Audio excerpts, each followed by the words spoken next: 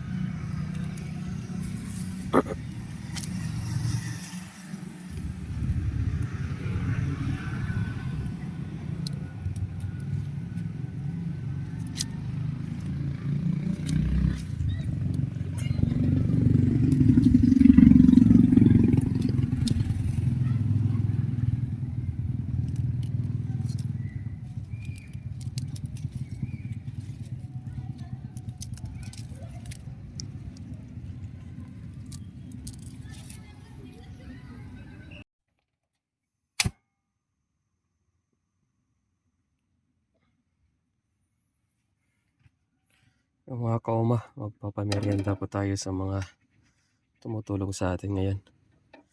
Ang lulutuin ko ngayon ay yung salad, yung palaman sa tinapay.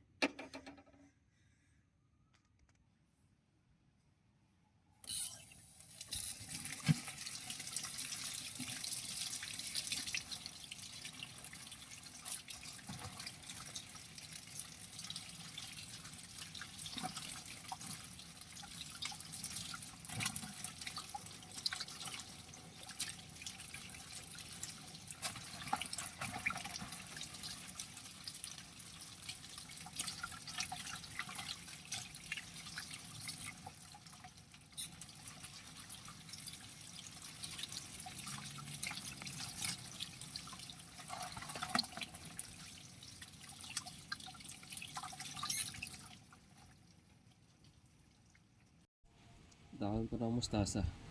Kinuha natin kanina. Lagyan natin. Pino.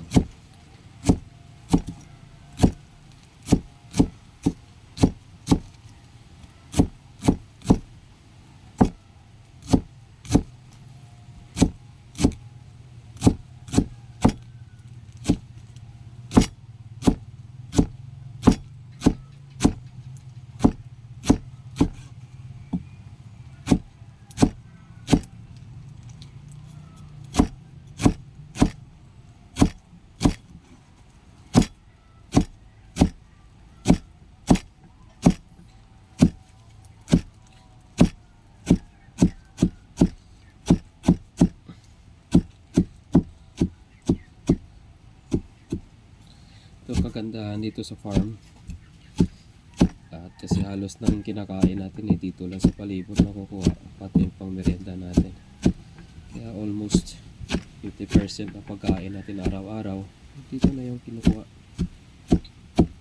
Sipag lang talaga.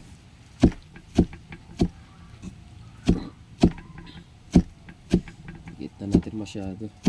Mga kauma, sarap to pang merienda.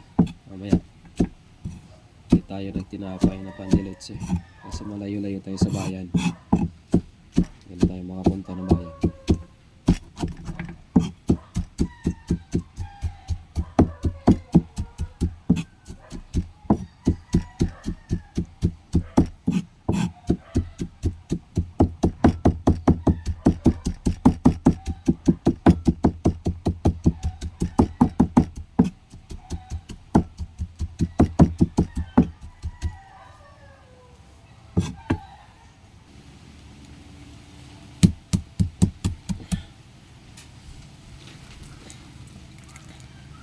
Kahit sa pang merenda lang mga kauma at saka pang pagkain, makabawi naman tayo sa ating mga tao.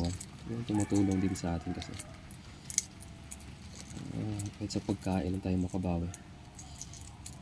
Paano mapagandaan natin ang mga masasarap na pagkain.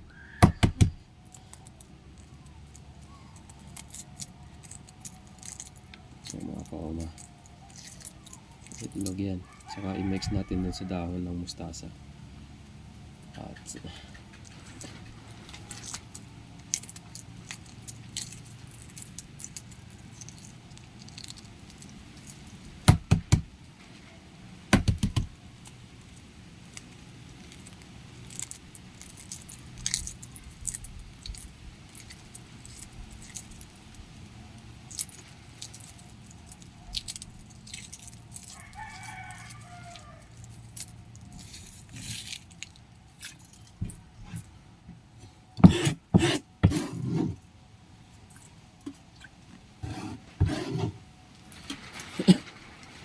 nanay natin to. Iwa-iwain. Yan. Dapat yung mas maganda kasi na hindi masyadong luto yung itlog. Tama lang. Yan.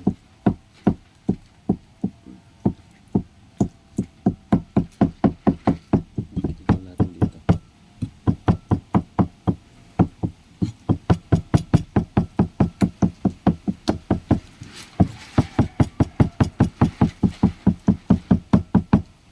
Yan. Ito natin dito sa mix pa natin. Yan.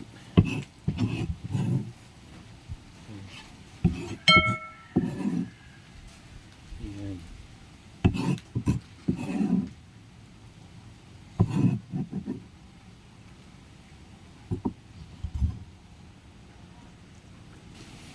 Tignan natin mga gusto.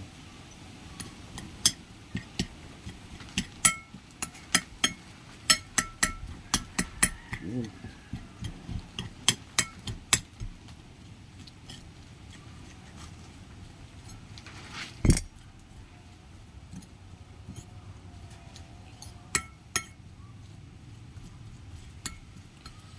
Tingnan natin ng gusto.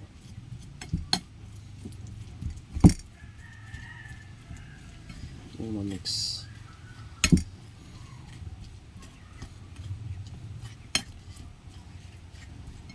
Kung mga kauma, kahit mustasa lang itanim nyo dyan sa palibot ng bahay nyo. Ito urban gardening lang. Ito yung mga sira-sirang balde. Yung mga bottle dyan na hindi ginagamit. Tinantam ng mustasa kahit araw-araw. Tapos tuwing magluto lang, kukunin lang yung dahon. Pwede pang sigang sa miso. Sarap yan. Salat. Siyempre, lagyan natin ng mayonnaise. Ito na kasing available na mayonnaise sa market. Kaya, umuray lang muna.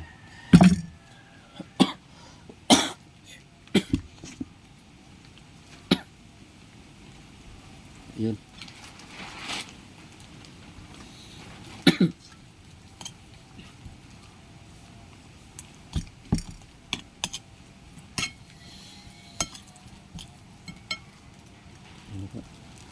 Lagyan pa natin ang kakunting papinta.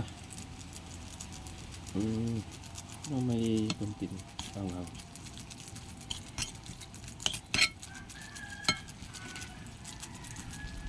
Yan na. Ano pa yung kauma? Pati yung tinapay. Kasi tayong loaf bread. Lagyan natin. Ito lang. Palaman.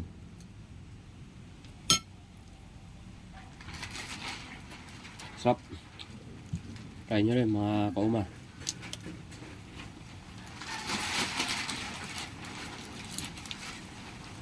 Papalamang.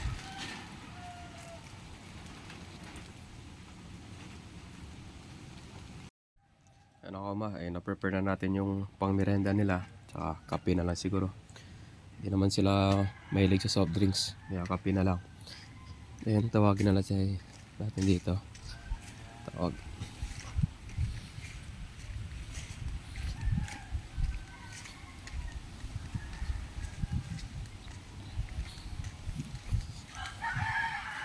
Saan na sa piyak, Mang? Harvest okra?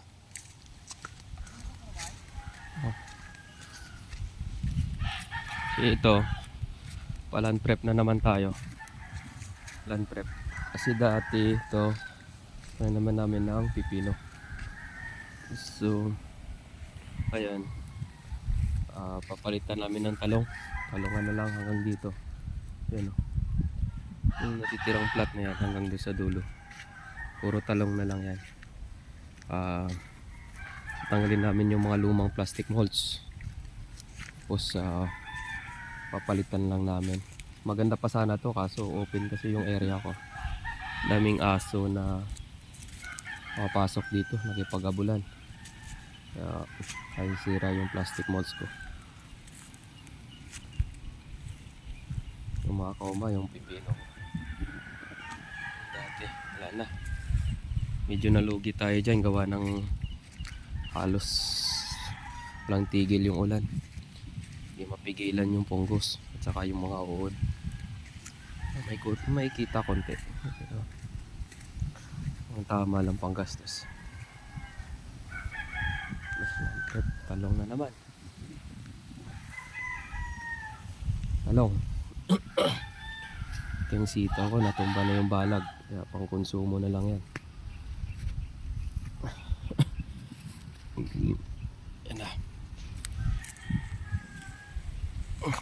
Bali itong ang plat na to is nakatambak dito yung maraming tayo na manok to. Nakatambak dito, ilang sako na tinambak ko dito. Tayo na manok dito. Dito pa nga yung iba. Tapos pagpalit, babasalan ko yan ng bagong organic. Babasalan ko ng organic at saka magbabasan din ako ng commercial ng mga abono. Triple 14 siguro at saka urea ang preparasyon. Depende yun, pag makapera di magyayara tayo. Unique 16.